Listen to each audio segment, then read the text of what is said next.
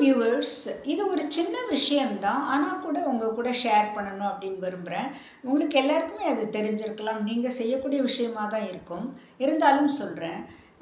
Self analysis அப்படின்னு ஒண்ணு இருக்கு. இந்த செல்ஃப் அனாலிசிஸ் நம்ம பண்ணும்போது நம்மளுடைய லைஃப் வந்து மெருகேறிக்கிட்டே இருக்கும்.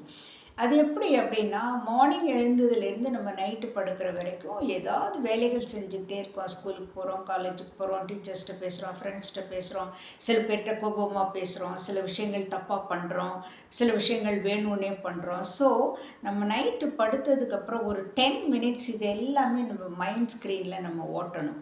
அப்போ ஓட்டும்போது நமக்கு தெரியும் என்ன தப்பு பண்ணியிருக்கோம், இதை நம்ம இப்படி பண்ணக்கூடாது, நம்ம இப்படி பண்ணணும், அதை அப்படி பண்ணியிருக்கக்கூடாது, இப்படி பண்ணியிருந்திருக்கலாம், இனிமேல் நாம் இந்த விஷயத்தை செய்யக்கூடாது, இப்படின்னு நம்ம ஒரு முடிவு எடுக்க முடியும். இதுதான் செல்ஃப் அனாலிசிஸ். இது நம்ம லைஃப்பை ரொம்ப மெருகேற்றும்.